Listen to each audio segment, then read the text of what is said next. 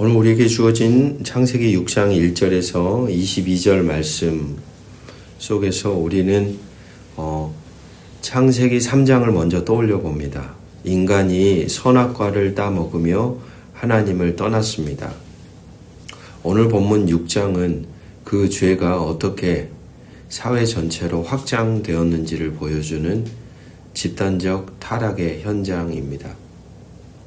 이 본문은 단순히 사람들이 나빴다는 이야기를 넘어서서 인간이 보기에 좋은 것의 기준을 하나님에게서 자신에게로 완전히 옮겨버린 비극에 대해 고발하고 있습니다. 첫 번째 1절에서 4절의 단락을 보면 선악과 사건의 반복처럼 내가 보기에 좋은 대로 행한다는 것이죠. 내가 보기에 좋은 대로. 1, 2절을 보면 타락의 과정이 묘사됩니다. 사람의 딸들의 아름다움을 보고 자기들이 좋아하는 아내로 삼는지라. 보고 좋아하여 취하였다.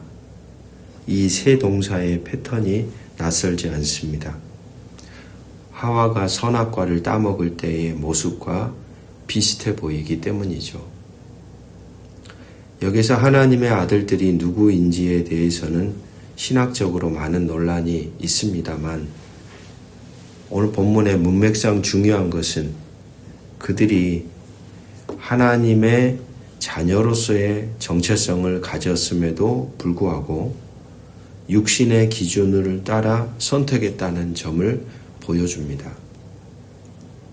그들은 하나님이 정해주신 경계를 허물고 자기 눈에 보기에 좋은 것을 선이라고 규정하며 욕망을 채웠습니다.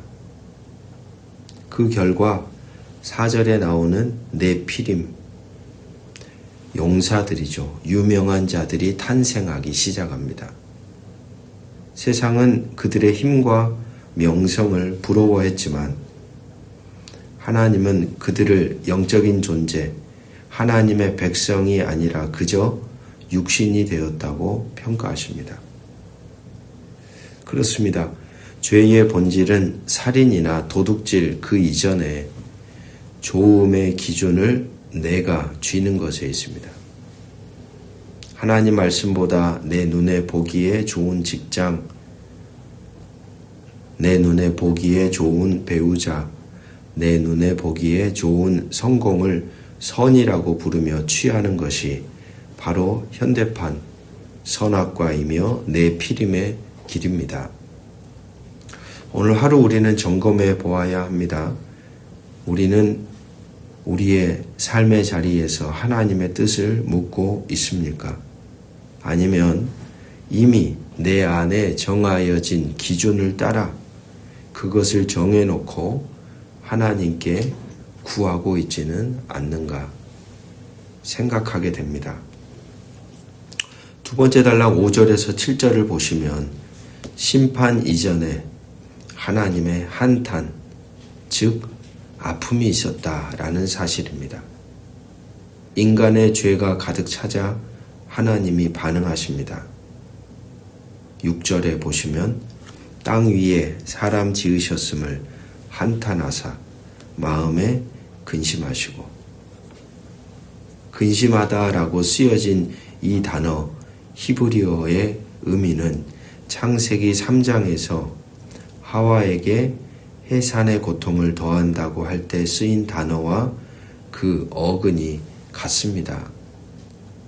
즉 하나님은 기계적으로 화를 내는 재판관이 아니라 자기의 자녀들이 망가지는 것을 보며 산고의 고통을 느끼시는 부모 같다는 사실입니다. 하나님은 싹 쓸어버리고 새로 만드실 능력이 있습니다. 하지만 그렇게 하지 않으시고 가슴을 쥐어뜯는 한탄을 통해 심판을 결정했다는 사실입니다. 그렇게 홍수는 하나님의 분노이기 이전에 하나님의 눈물이라고 할 수 있습니다. 우리는 죄를 지을 때 벌 받으면 어떡하지? 라며 두려워합니다. 그러나 정말 성숙한 성도라면 나 때문에 하나님이 아파하시면 어떡할까를 먼저 생각합니다. 십자가는 하나님의 아픔이 절정에 달한 사건입니다. 죄인된 우리를 보며 한탄하시던 하나님이 우리를 쓸어버리는 대신 아들을 십자가에 찢으심으로 그 아픔을 감당하신 것입니다. 사랑하는 말씀의 동역자 여러분, 우리가 그 사랑과 이어져 있다면, 우리가 그 사랑을 우리의 가슴에 품고 살아가고 있다면 우리는 결코 죄를 가볍게 여길 수는 없을 것입니다. 마지막 세 번째 8절에서 22절입니다. 방주에 대한 이야기입니다. 이 절망적인 상황에 한 줄기 빛이 비칩니다. 8절을 우리 같이 한번 읽어볼까요? 8절입니다. 8절 시작. 그러나 노아는 여호와께 은혜를 입었더라. 노아가 의인이어서 은혜를 주신 것이 아닙니다.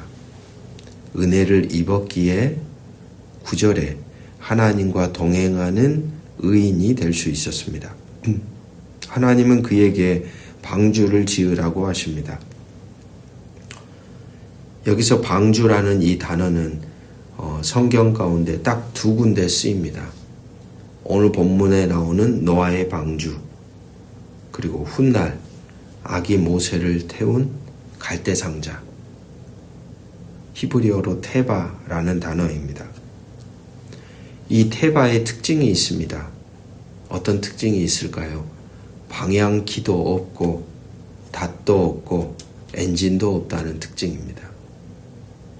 스스로 방향을 조절할 수 없고 오직 무엇이 이끄는 대로, 물결이 이끌어가는 대로, 하나님이 바람 부시는 대로 떠다녀야 하는 상자가 바로 이 테바, 바로 방주입니다. 당시 사람들은 네피림처럼 스스로의 힘으로 인생을 개척하려 했습니다. 하지만 노아는 자신의 인생의 주도권을 완전히 포기하고 하나님의 인도하심에 맡기는 테바를 무려 120년 동안 지었습니다. 어마어마한 순종이었겠죠. 120년 동안 그 보이지 않는, 눈으로 보였다면 이해가 됐을 텐데, 구름이라도 보였다면 이해가 됐을 텐데, 얼마나 많은 사람들이 손가락질하며 노아를 비웃었겠습니까?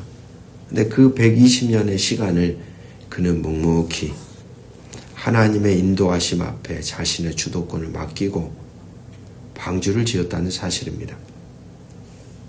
교우 여러분, 구원이란 바로 이 방주, 테바에 들어가는 것입니다. 우리의 인생의 운전대를 내가 쥐고 내가 보기에 좋은 곳으로 가려는 시도를 멈추는 것입니다. 하나님, 왜 이 방주는 키가 없습니까? 하나님, 왜 내 마음대로 방향을 틀 수 없습니까? 라고 묻지 마십시오. 방향키가 없는 것이 사실 은혜입니다.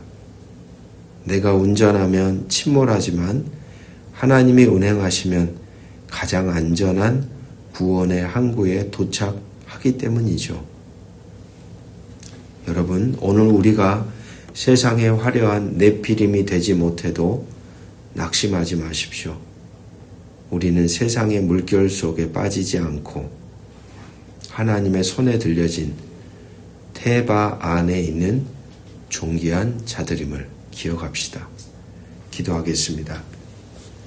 주님, 우리는 눈이 있어도 보지 못하고 세상의 화려함, 네피림의 힘만을 부러워하며 살아왔습니다. 내가 보기에 좋은 것을 취하려다 하나님의 마음에 고통을 심어드린 우리의 죄를 용서하여 주십시오. 그러나 심판 중에도 은혜의 눈을 노아에게 두셨던 것처럼 오늘 우리에게 긍휼을 베푸사 세상의 흐름을 거슬러 믿음의 방주를 지어가게 하소서. 우리의 인생의 방향키를 고집하지 않겠습니다.